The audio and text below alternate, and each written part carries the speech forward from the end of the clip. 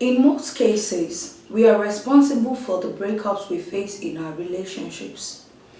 Although it is very difficult to accept the fact that you are responsible for your own breakups. And that is why today I am going to be telling you some of the things that you should do. A kind of self-assessment. You need to assess yourself before going into a relationship or before you end the relationship that you are in right now. Before you end your relationship, because that relationship might even be the dream relationship for you, but because of ignorance or certain things that you do not know about yourself, or that you don't know that you are doing wrong, you might just end up ending that relationship and go about searching for Mr. Right that do not exist, or the best woman who do not really exist.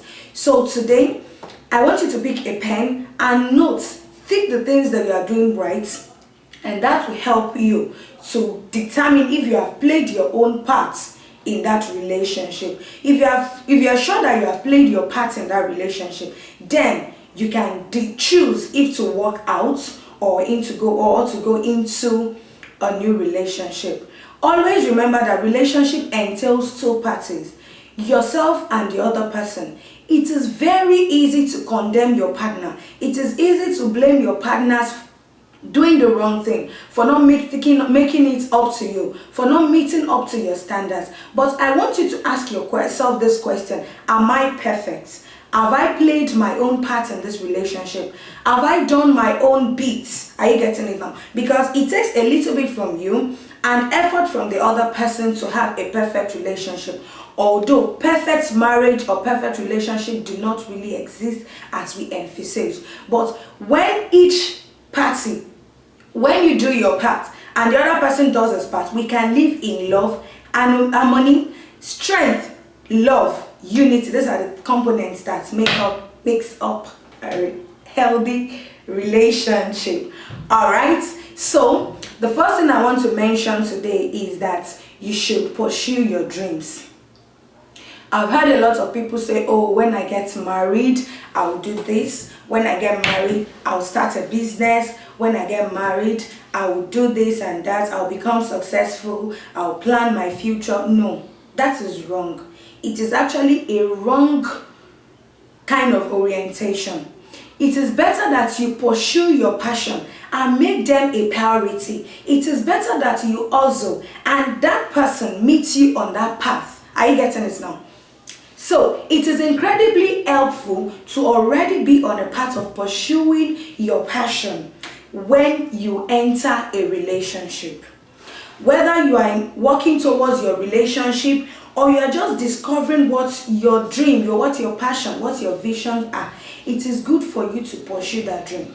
I've seen a lot of people that they are on that journey, they are working on their vision, they are working on their passion, and someone somewhere sees them, appreciates what they are doing, and wants to be a part of their life.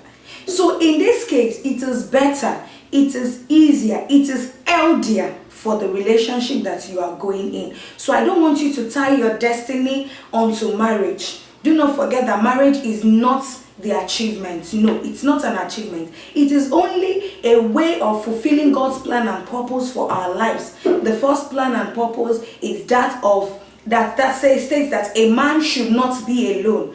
A man should leave his father and mother, same as the woman, then cleave to become one. And the second purpose of marriage is for you to fulfill the covenant of reproduction.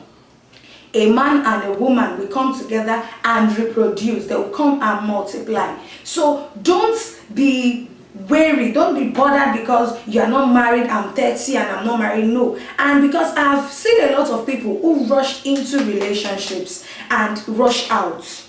It is better to have a broken relationship. Like my mom always told me, a broken relationship is better than a broken marriage, and a broken marriage is as well better than a broken life. But nevertheless, there are certain things that we can do to ensure that we have that healthy relationship we have always craved for. And the first thing is that do something, hustle, work, make value, do something with your life. Don't focus on marriage first. No, do something with your hands. Work towards it, even if you have not achieved that which you really want. But be on that path to success, and the right person will come your way.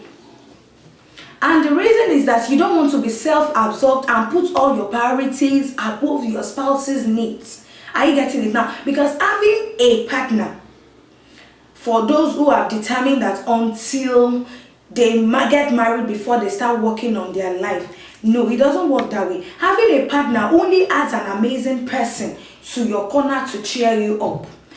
This person will support your dreams and passion. And if they don't support your dream and passions, that means they don't what eats your passion. Do something with your life and the right person will come your way. If the person is in your way already, the person will appreciate you for whom you are.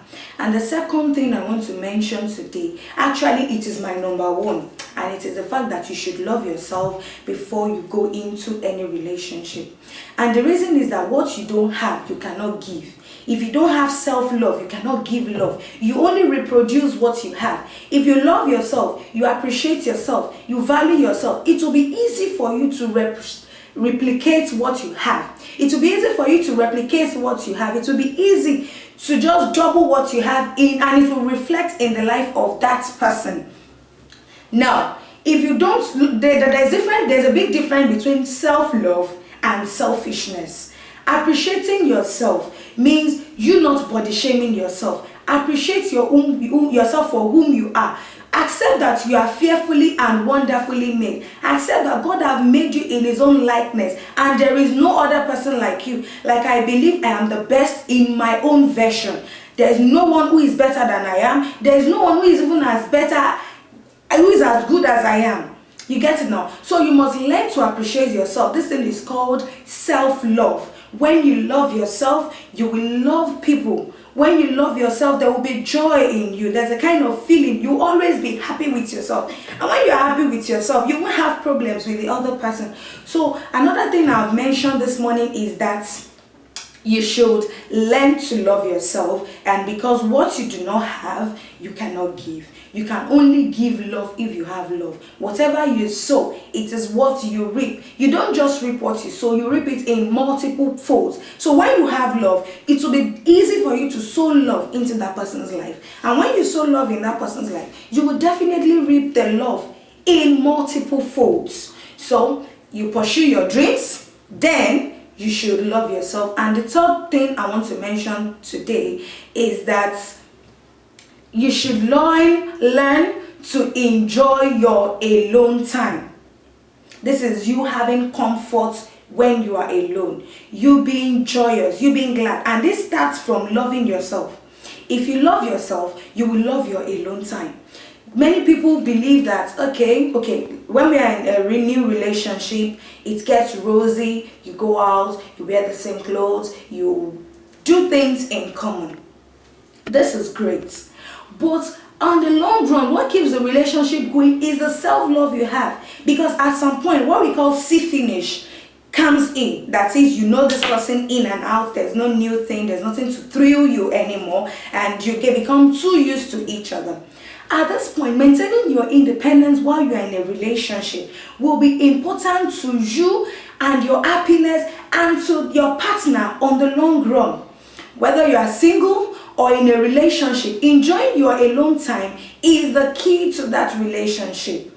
So, for you to have joy in the relationship you are going to, or in the relationship that you are in right now, you must learn, you must master the art. That is why for you to have a great relationship, you must learn, unlearn, and relearn. One of the things that you must learn, unlearn, and relearn is the fact that ask yourself, how well do I enjoy my company?